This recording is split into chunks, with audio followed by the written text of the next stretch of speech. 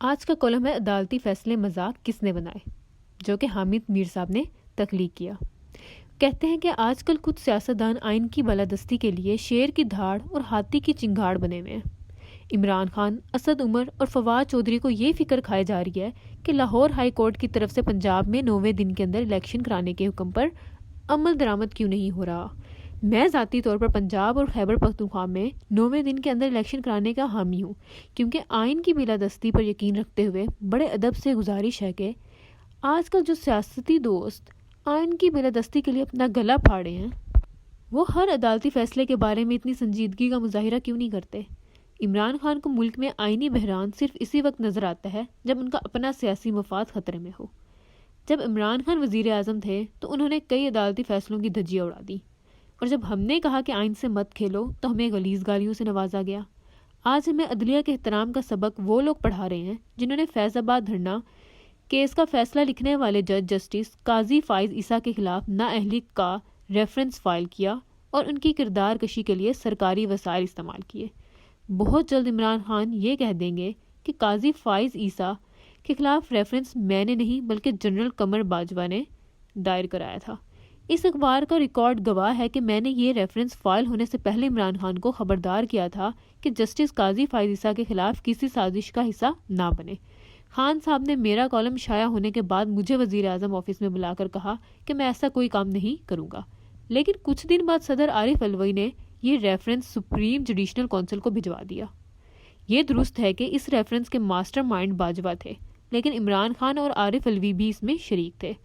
عارف علوی نے بطور صدر عمران خان کے 3.5 سالہ دور حکومت میں 77 آرڈیننس جاری کیے، جن میں پپکا ترمیمی آرڈیننس 2022 بھی شامل تھا، جو آزادی اظہار کے خلاف ایک سیاہ قانون تھا۔ اس قانون کو عدالت نے معطل کر دیا، لیکن یہ قانون عمران خان اور فواد چودھری کی میڈیا دشمن سوچ کا آئینہ دار تھا۔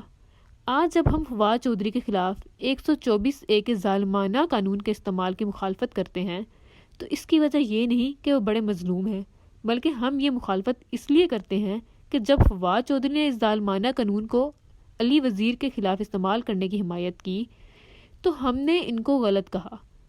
ہم ہر نوع مادیاتی قانون اور سیاسی مفاد پرستی کے خلاف ہیں۔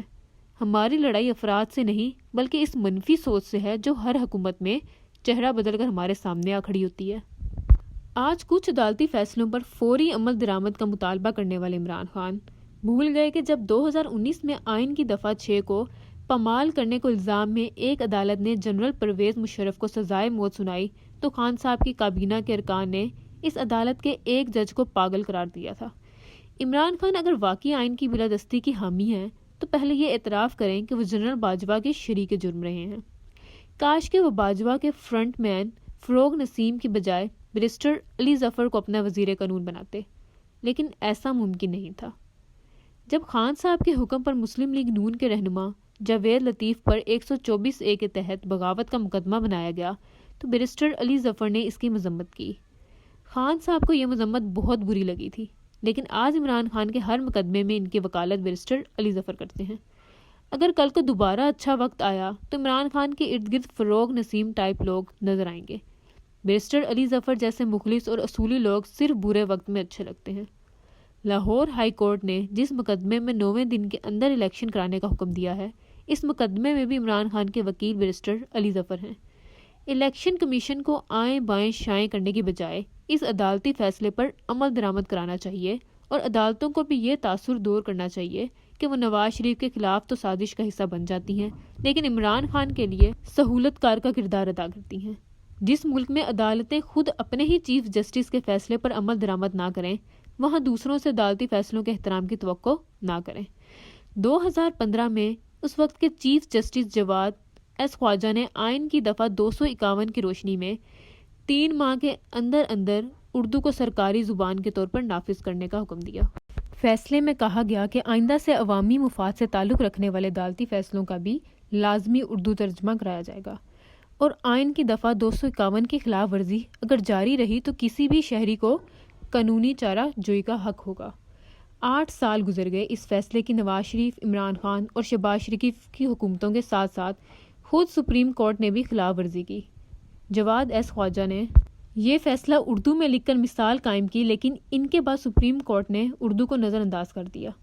اس فیصلے میں بتایا گیا کہ بلوچستان میں عطا اللہ مینگل اور خیبر پختونخوا میں مولانا مفتی محمود کی صوبائی حکومتوں نے اردو کو سرکاری زبان بنانے کے لیے اقدامات کیے تھے، لیکن پنجاب، سندھ اور وفاق نے کچھ نہیں کیا۔